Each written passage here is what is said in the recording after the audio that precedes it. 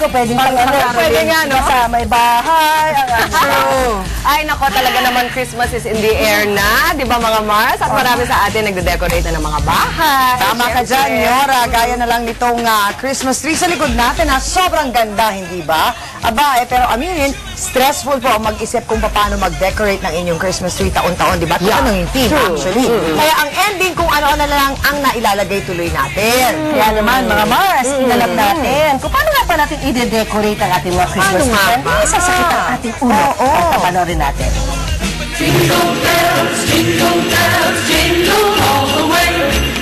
Oh, what fun it is. Happy morning mga kumare! Ilang tulog na lang, Pasko na! At isa sa mga sikat na Christmas decor at talaga namang hindi mawawala sa ating mga tahanan ay ang Christmas tree.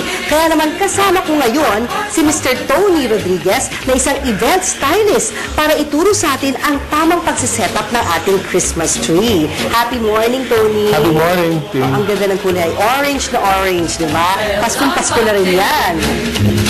Ano ba yung dapat natin muna i-consider sa pagsisetup ng Christmas tree? Kasi sa amin, sa bahay, unang kinakabit yung lights. Ang lights, nag-umpisa sa baba, it goes up, no? And then it will go down. But on the branches, the principle is in, out, in, out.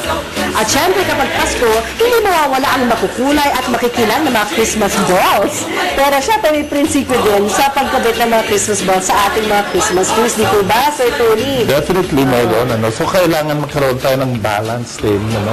Dapat maliliit na balls sa pinakamataas, medium-sized balls in the middle, with the bigger balls under. Pero mayroon din tayong mga Christmas flowers. Like we can use the famous poinsettia.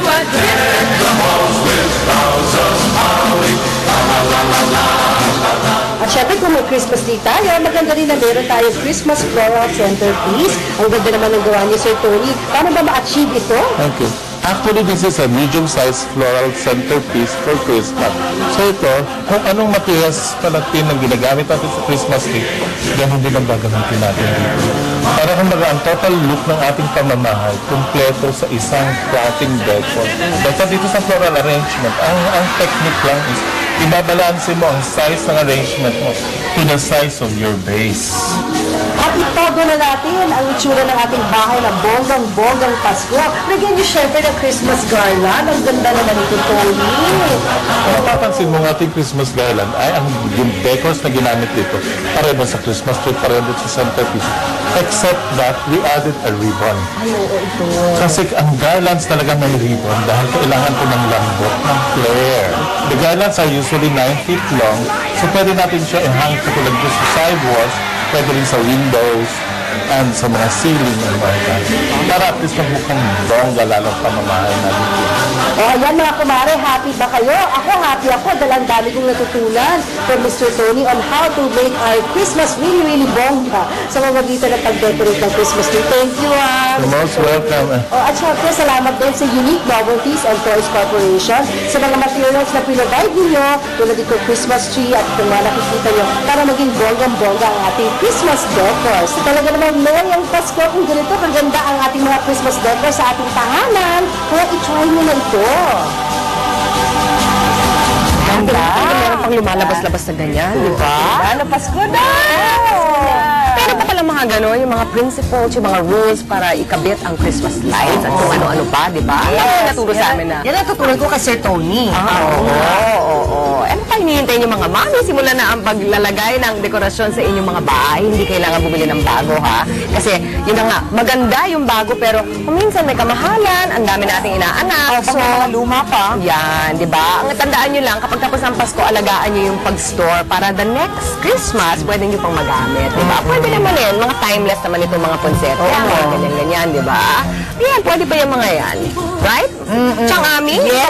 Recycle ka rin? Oo, totoo yan. So, dapat talaga yung pagtago ay importante yan. At syempre, bukod sa ganda, dapat practical din na tayo gaya ng binanggit ni Nyora.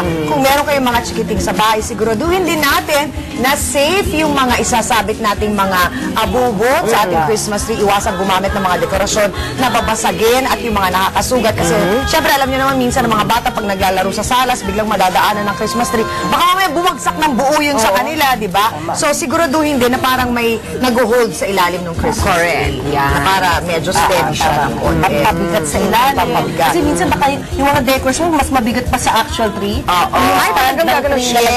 Minsan ganun eh. So, huwag niyo rin hayaan na, kumbaga, hanggat maaari, huwag po tayong maglagay ng mga borloloy na maliit, na posibleng maablot ng inyong mga bagets sa mga chikiting at maisubo, at wala na tayong kamalay-malay, ganun na pala ang nangyari.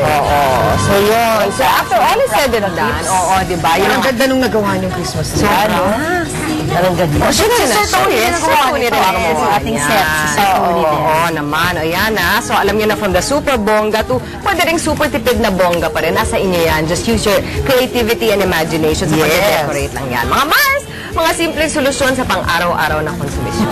Titira ko lang, bagay din yata pang trick or treat. Paano yan? Mag-iisip ako ng cheeky dance na pwede naka-flower ka na ganyan. Sige, promise tandaan po natin ng mga misis, bawat aberya, kayang-kaya yan. Siyempre naman, caring-caring nyo ang mga yan dahil andito lang kami para magbigay ng useful tips. At mga kapatid at mga kumare, good morning sa inyo. Anuman ang mga issue ng bayan ngayon, sana'y matamis pa rin ang umaga ninyo. At narito na si Martin para sa ating Balitaang Sapu.